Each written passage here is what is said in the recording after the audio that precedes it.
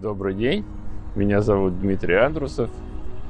Я столкнулся с очень редким заболеванием, которое называется акромегалия.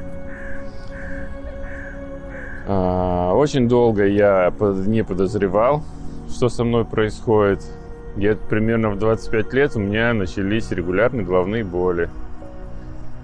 К 27 годам они стали просто невыносимыми. Мне даже пришлось уйти с постоянной работы, поскольку с утра я до обеда не мог раскачаться и просто быть в нормальном состоянии, работоспособным. Я начал ходить по врачам, пытаться выяснить, что происходит. Диагноз мне не смогли поставить. Мне сделали все обследования, кроме МРТ. Состояние становилось все хуже. У меня начали проявляться уже физические симптомы этого заболевания, как у меня увеличились ступни ног, у меня стали расти кисти, у меня были тоненькие пальчики, но рука стала просто огромной. В 29 лет я переехал в Москву. И тоже, в принципе, на работу я уже не устраивался, я занимался каким-то самостоятельным бизнесом, предпринимательством. Но состояние становилось все хуже, очень сильная потливость, сильные головные боли, просто постоянно разбитое состояние, я не мог собраться. Мне сделали рентген. На рентгене врач сказал: у вас увеличенный гипофиз, и все. И на этом опять дальше никаких движений. Увеличенный. Для меня это ни о чем не говорит, врачи ничего не сказали. Я продолжал, честно говоря, страдать. В какой-то компании была девушка-офтальмолог. А у нее перед этим, незадолго до этого, был курс повышения квалификации, на который как раз ей рассказывали про симптомы заболевания, именно внешние. И она шепнула на ухо моему брату: а вот нет ли у меня некоторых эндокринных отклонений? Брат меня спросил, мы спросили, что за отклонение. Она сказала: возможно, гормон роста надо проверить. Я буквально на следующей неделе сдаю гормоны роста, и у меня гормон зашкаливает в 4 раза по сравнению с максимально допустимым. И тут же я нахожу эндокринолога, иду к эндокринологу, она мне рассказывает про то, что делается МРТ, находят аденому гипофиза, рассказывают, что это такое, что за заболевание. Честно говоря, я достаточно спокойно отношусь ко многим вещам. Меня это не ужаснуло ничего. Я просто спросил, что делать. Мне сказали, нужно сделать операцию. Надо, значит, надо. В конце 2003 в декабре мне сделали в Бурденко операцию, удалили аденому. И, честно говоря, эффект, который произошел, он меня потряс, потому что такое ощущение, что в меня в новую жизнь вдохнули. У меня прошли все симптомы, я просто летал после этой операции. Но потом состояние стало опять ухудшаться, и появились те же симптомы, которые у меня были до операции. И выяснилось, что после операции мне было необходимо сразу лекарственное лечение и продолжение наблюдения у эндокринолога, чего просто до меня не донесли. И мне сказали, что есть такой препарат, как сандостатин, и нужно, ввиду того, что аденому удалили не полностью, и продуцируется гормон все равно выше, чем норма, мне нужно постоянное лечение сандостатином. По льготе, по инвалидности стал выделяться этот препарат сандостатин. Препарат я уже получаю больше 13 лет. Очень стабильное состояние, я себя хорошо чувствую, регулярно ставлю уколы, и состояние мое позволяет мне быть совершенно полноценным, вести нормальный образ жизни. Единственное, нужно раз в месяц обязательно ставить укол. В 2008 году в Санкт-Петербурге начались проблемы с лекарственным обеспечением, именно с наличием сандостатина в аптеках. В результате тут включилась моя супруга, она проявила очень большую активность, за что ей огромная благодарность. Она для того, чтобы обеспечить меня и таких же, как я, нас в Санкт-Петербурге не так много, это редкое заболевание, она организовала благотворительную организацию «Великан», которая объединила как раз-таки пациентов с аденомой гипофиза. и начала свою деятельность для того, чтобы помочь обеспечить нас препаратом. Здравствуйте, меня зовут Екатерина Андрусова, я председатель пациентского сообщества и фонда «Великан». Часто сталкиваемся с тем, что пациенты доходят до состояния инвалидизации с того периода, когда появились первые симптомы, и они не обращали на них должного внимания и, соответственно, не предпринимали каких-либо действий, чтобы предотвратить развитие каких-то тяжелых сопутствующих патологий этому диагнозу. Во время отсутствия препарата в течение 2 месяцев состояние очень резко ухудшилось. Опять потливость, опять головные боли и опять вот это некомфортное, неработоспособное состояние.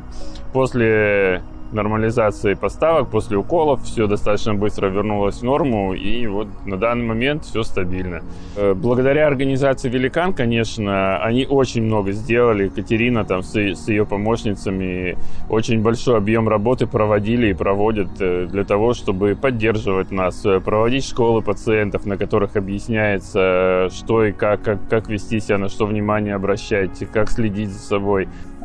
Наша ключевая цель – это ранняя диагностика, чтобы пациенты не доходили до каких-то крайних точек течения данного заболевания. И в связи с этим я все время, если вижу какие-то ситуации, у человека, который попадается на моем жизненном пути, и я вижу какие-то признаки, указывающие на то, что этот диагноз, возможно, у него есть, я всегда подойду и сообщу об этом человеку тем или иным образом. Кто-то отреагирует, кто-то нет. А вот однажды была очень интересная ситуация. Мы снимали подкаст о нашем заболевании, о том, что как люди живут, как люди диагностируют, что делать и как быть в сложившейся ситуации. И приходит девушка, высокая, красивая, с потрясающей статной фигурой. И у меня рост 180. Я говорю, и ее зовут Евгения. Я говорю: Евгения, вы такая высокая, такая красивая. И очень рада. Я говорю: мне 1,80 м, а вы меня выше. Она говорит: нет, я тоже 1,80 м. Что, говорит, я, думаете, расту? Я говорю: наверное, вы растете, потому что вы меня выше. И тогда, когда мы записывали подкаст, я рассказывала о симптомах. Я видела, насколько ее лицо становилось очень напряженным и удивленным, потому что все эти признаки ранней диагностики она на себе ощутила и сказала, что: Катя, мне кажется, что у меня акромегалия. Я говорю: да не может быть, давай проверим. И она, соответственно, проходит все необходимые обследования, и это была фантастика, потому что у нее были завышены гормоны, и нашли аденому гипофиза. Они организуют, кроме школ пациентов, организуют помощь. Если нужны какие-то персональные внимания, то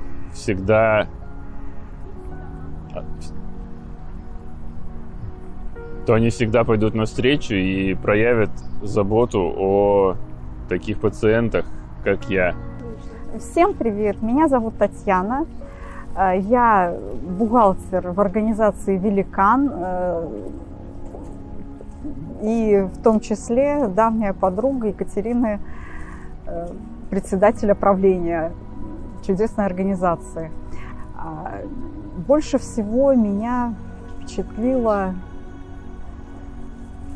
в совместной работе, наверное, то, что я сама являюсь инвалидом-опорником с детства.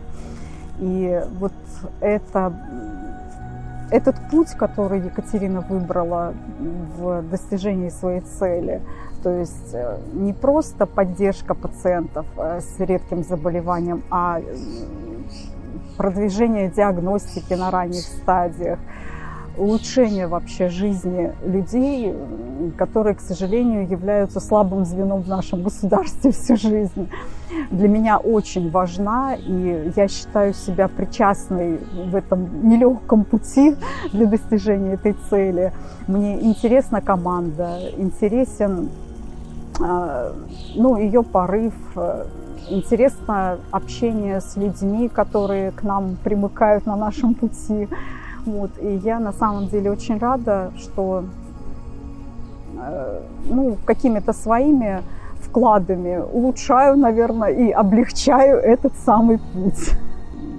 Очень желаю людям не отчаиваться в принятии своей боли, не бороться с ней, а принимать и жить с ней, в том числе в нашем государстве.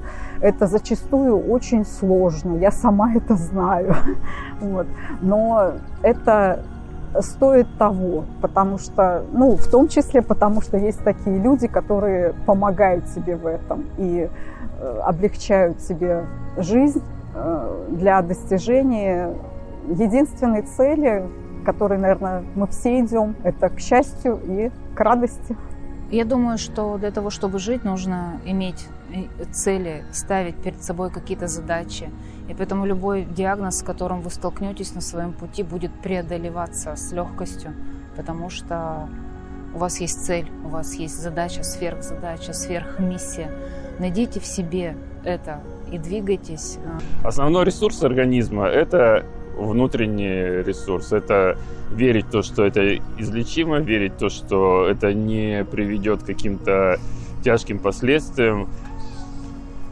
И наполнять себя просто желанием жить и этой энергией. Никогда не сдавайтесь, как бы это банально ни звучало. Боритесь за себя, за свое здоровье, обращайтесь за помощью, не стесняйтесь обращаться. Люди, они отзывчивые, люди, они внимательные. И если вы просите, то вам будет.